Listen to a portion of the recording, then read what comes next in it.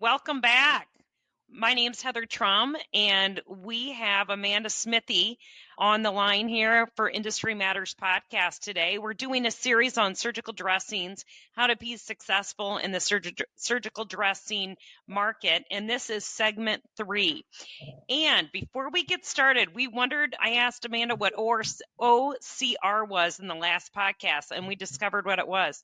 Optical character recognition. So there you are. You learned something today. You were close. I had the C and the R. It's that O that trips me up. Because you wouldn't think it would be optical. Yeah. Right? Yeah. I guess it makes sense. It does make sense, but that wouldn't be the first word that I would think of. I don't use that word often. Right. So today, here's what we're going to be talking about. Finding the right vendor partnership. So there's a lot going on with the whole surgical dressing program, as we discussed, and it can seem a bit daunting and very kind of a heavy lift from the HME providers out there. So how do we simplify this in developing and finding the right vendor partnership? I'm going to start there with that question, Amanda, and you go from there, and we'll just learn from you on how to find the right vendor partnership. So I think that this is really important because I always like to tell people there's no reason to recreate the wheel. There's all sorts of partnerships that are out there. You work with all sorts of different manufacturers, distributors, technology solutions. So why not tap into their resources? And when you think about it, all of these folks want your business as an HME provider, so make them work for it. So this is where I always say, if there's anybody that's listening to this that's from McKesson, like earmuffs, because they're not going to want to tell you guys some of these little tips and tricks, but that's okay because we're going to pretend like I'm coming just as an HME provider right now and not from McKesson. So, it's not always about the price. There's a lot of things that your distribution partners can also provide for you. And so a lot of times you kind of have to ask for that because sometimes your reps don't realize what you need. And if you're not vocalizing that, then they're not really able to provide you with all the resources that they potentially have. Because if they're a good rep, they're not just going to go in there and just throw up all the things that they can do. Right. Because it won't make sense for you at the time. So some questions that I think that's really important to ask your distribution partners when trying to decide who you're going to utilize in the surgical dressing space. Some of those questions are, first of all, understanding their patient home delivery program. The last thing that you want to do is bring in a bunch of SKUs of wound care products. Yeah. You don't need to do that. Everybody's got a patient home delivery program now. Find out their patient home delivery program. Find out what products that they keep in stock and in their inventory so that you have an idea of what you can pick from. The other thing, too, is will they help you negotiate contracts with the various manufacturers? So there's 80,000 SKUs. There's probably, I don't know how many main manufacturers there are in the surgical dressing space, but there's a lot. Yes. So find out, who do they have the solid relationships with? Do they have any manufacturers that they partner with at the distributor level where they have best in class contracts? So ask those questions and find out, will they work with you to negotiate those contracts with those manufacturers and also provide you with the reps that you need to contact with those various manufacturers? I think that that's really important too. And then does that distributor also have a private label? So private label is great in certain situations. It's definitely a cost-effective alternative to some of the national brands. I'm not saying that it's going to be the end-all and be-all for your wound care program and it's going to be everything that you have on your formulary. I don't think that that's smart. But gauze is gauze is gauze. If you can get a private label, lower cost alternative to gauze and border gauze and some of the basic products, that makes sense. Some of these private labels, even their foam and their alginates are great. So it's just a matter of asking the questions with the distributors.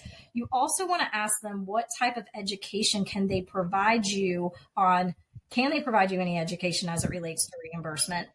Do they have that kind of a program? Do they have a clinical team that could also help educate you and your staff on the wound care disease state? Because you're having to look at assessments, you need to understand what a wound is. You need to understand the difference between a stage 2 and a stage 3 pressure injury. So who can teach you that? So find out if your distributors have a clinical team that can help with that piece of it. And then obviously product and servicing. If they do have a private label, they should have resources that can help teach you and in-service you and your staff on that. So I think those are the key things that you want to ask from your distribution partners, is just making sure that they can provide those types of ads or value in addition to giving you that lowest cost option. Obviously, they're going to help with cross-referencing in terms of building out your formulary. But yeah, just making sure that there's other key things that are important as well too. You make a good point in all of those. And I didn't realize till I dived deeper into the various manufacturers and distribution partners, all the resources and tools that they do have. Just listening to some in-services from the vendors that VGM is contracted with, I had no idea. And I'm still like in awe, like I didn't know you had that. I didn't know you could do that. I didn't know that this was for, they even have special tools that are for the HME to give to the nurses. So like little, charts, little pocket, cheat sheets. There's just so many, pocket guides. There's so many things out there that I had no idea. So please ask. And they love help. They love to help. So very good point. And with the manufacturers too, the other thing, like we talked a little bit, I was really focused a lot on the distributors, the first little rant that I had. But when we go and we take a look at the manufacturers, they're not all created equal either. They have some that have a sales team that are focused on the HME space. And then you've got some manufacturers that really don't focus on the HME space at all. And so you want to make sure that you're partnering with a manufacturer that does play in the HME space. They understand reimbursement. They understand how important it is for the prescribing physician to understand reimbursement. And then they're going to support you and help you to develop your team. Because again, don't recreate the wheel. You don't want to have to write an entire training program for your staff. You should be able to rely on your distribution partner, your manufacturing partner, and then any other relationships that you may have, like with the VGM. Like, great example. I know we talked a lot on the last session about some of the tools that you guys have, Heather, that can help them get started with the training of their team and things of that sort. Again, another plug to our surgical dressing boot camp. But let's see how many times I can work that in. Okay. But yeah, just again, you got to ask. If you don't ask, then you're never going to receive it. So ask, make these folks work for your business. I'm a huge proponent for that. Just do it. They will deliver. They want your business, so make them work for it. Awesome. Good point. All right. What else? What else can we talk about with finding the right vendor partnerships? What else does that entail? I think another thing that folks tend to forget about is just generating leads and how that can work both ways, especially with your manufacturing partners. I know when I first got started in the wound care space, I spent a lot of time with two manufacturers in particular, and I'll mention them just because it was Convatec and it was Smith & Nephew. And we did joint end services at the referral level. And that was fantastic. Because think about it. This was back in the day, I think Smith & Nephew was launching BioSteps. It was a new collagen product that they were releasing out to the market. And what I would do is I would line up with my Smith & Nephew rep. We would go into the wound clinic. They would talk about their new product. Hey, this is BioStep. This is a new collagen. This is what it does, blah, blah, blah. And then I was there to support that and say, and you guys can get that through reimbursement. And here's when it's allowable. Here's when it's not allowable. These are the kinds of things that we need to see in the assessments and things of that sort. And then we would follow it up with, do you guys have any patients that you think you want to try this on? So instead of Smith & Nephew, that particular rep leaving a bunch of samples, we would get orders from day one. And so that is wonderful. Awesome. And then they were getting the credit for that particular product. And then that whole resupply chain started.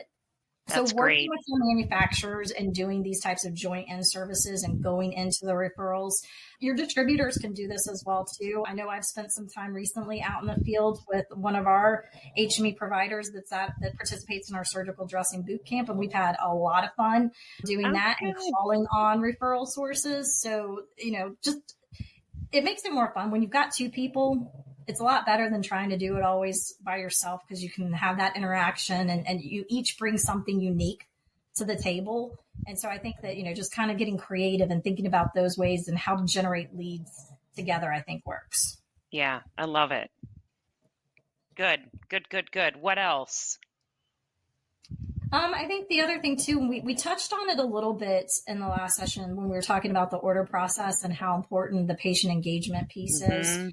And we've obviously talked a lot about technology in the space. And so those are partnerships as well too, that everyone needs to be paying attention to, like the different e-prescribe platforms, the patient engagement tools that are out there. A lot of the patient engagement tools are probably already part of systems that you're already utilizing. So Yes. those of you that are on an ERP, I know that Brightree has DX, which I think is pretty phenomenal. It's educating that patient, like letting that patient know like where their stuff is and where it's at in the process. And if they've ran into any hiccups. I know Parachute has a component to their program as well that's a patient engagement piece. But again, like finding out from like the solutions that you already use, the systems that you already use today, like what other things can they provide to you that you know is going to be of value to not only the referral, but also to those patients. And so again, it's just about asking for more. Like what more can these folks already provide to you? And many times it's at no extra cost. Right. And so it's just a matter of asking the questions and finding out like what they can do and letting them know what you need. And I think patient engagement too is the component of letting the referral source know that you're also taking care of their patient that way, asking the questions and making sure that they have everything they need. Amanda and I were talking about this earlier about how, even in our world, like for doctor's appointments, patient engagement is so huge. With everything going on, and if you have kids out there trying to keep track of all their doctor's appointments, if I get a text that say, Heather, I'm confirming Lydia's appointment on Monday. It's like, oh my gosh, I didn't write that one down. Thank goodness for this patient engagement, So it really does help the communication and it helps the patients navigate through the system. Yeah. And I know we also had talked about this as well too, Heather, and if there's anybody out there that can do this, just hit me up because we'll take a cut of it. I think it would be amazing if there was some kind of tool out there that not only like tells you like, hey, it's time for you to reorder your supplies, but with surgical dressings, it reminds you to do your dressing change and confirm that you've done your dressing change. I think that would be very cool. So let's say you've got a patient that's at home and it's a 3 times a week dressing change. And so, they're every third day, they're getting that text that says, hey, have you completed your dressing change today? Like, how did it go? Did you have questions? I mean, think about how cool that would be to show, the compliance. Absolutely. That's what I was thinking. I mean, it's a huge value add to the physician saying like, they're doing their dressing changes. So don't know why this isn't healing. Or they've been spot on. And that's why you're seeing results like you're seeing is because they're compliant. So I just think that, that would be cool if there was something, and maybe there is, I don't know.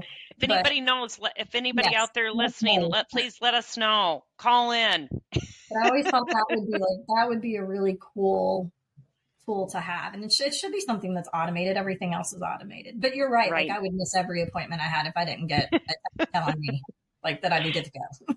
Right. And compliance, the compliance is a huge portion of it. So awesome. Anything else to add on this segment 3? I don't think so. I think really a lot of the things that we talked about in this segment really pertains to every product category, not just surgical dressings. Oh, so true. A lot of the concepts, even though we're talking about it in the surgical dressing realm, it really can be used universally.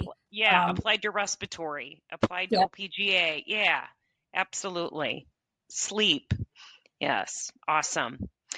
Well, get ready, listeners, because our next step is train your sales and marketing team. So we're going to take you through the steps on how to be order takers, on how to be order makers, not order takers. And this is one of my favorites. So thank you, everyone out there. Thank you, Amanda, so much. We value your partnership so much, and you're so knowledgeable. It's fun to tap into your brain. And you've done it, too. So that's what makes it so great, is you've been out in the field and have been where these HMEs have been or are at right now. So thank you so much. Well, thank you guys for having me. All right. We'll see you all later, and stay tuned for step 4, session 4. Bye-bye.